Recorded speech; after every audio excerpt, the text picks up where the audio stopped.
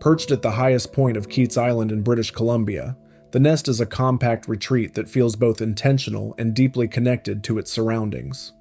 Designed by Daria Sheina Studio, the house sits within the dense forest landscape of Canada's Pacific Northwest, where tall evergreens and filtered coastal light define the atmosphere.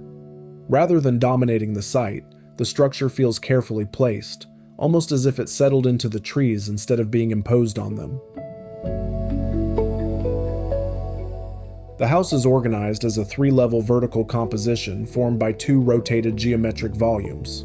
This subtle shift in form gives the building a dynamic profile while keeping its footprint minimal. On a steep and ecologically sensitive site like this, building upward instead of outward preserves more of the natural terrain. The result is a home that feels compact from the outside, yet layered and spatially rich on the inside.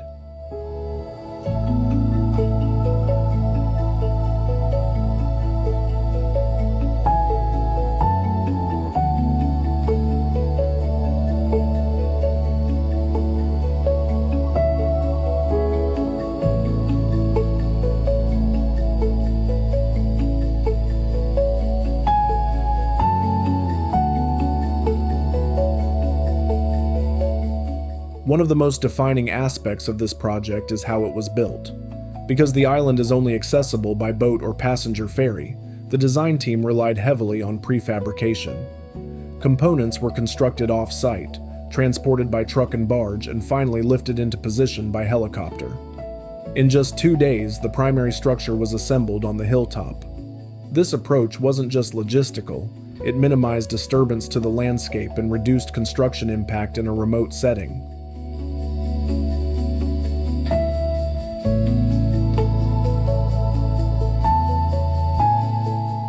Material choices reinforce the home's relationship with the forest.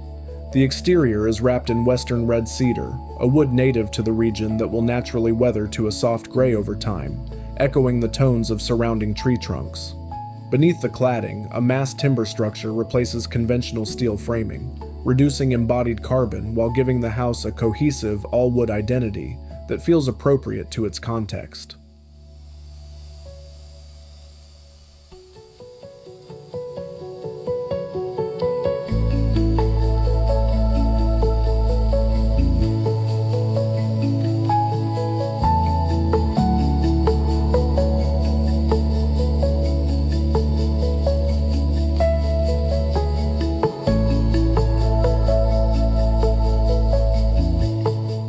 Inside, the layout follows a clear vertical sequence. The ground level contains the entry, kitchen, living area, and bathroom, compact but efficiently organized. The second level functions as a lounge and transitional space, while the top floor is dedicated to the bedroom. Each level frames a slightly different view of the forest canopy, allowing the experience of the landscape to shift as you move upward through the house. It's less about square footage and more about spatial progression.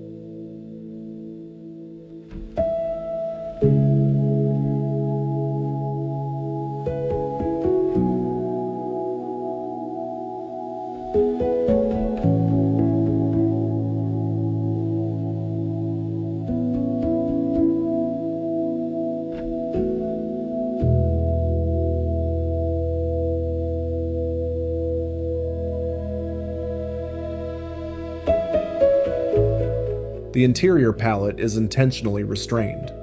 Natural wood surfaces create warmth and continuity, while green marmoleum flooring subtly references the moss-covered forest floor outside. Large sliding glass doors open the main living space to the surrounding environment, dissolving the boundary between interior and exterior. Light, air, and even the sounds of the forest become part of the daily living experience.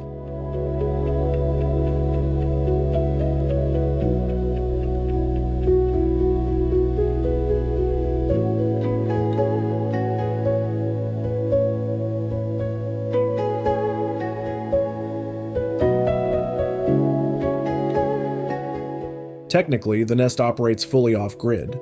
Solar panels provide power, rainwater is collected and filtered for household use, and an incinerating toilet manages waste independently. In a remote location like this, self-sufficiency isn't just an environmental statement, it's a practical necessity. The systems are integrated in a way that supports long-term habitation without relying on conventional utility infrastructure.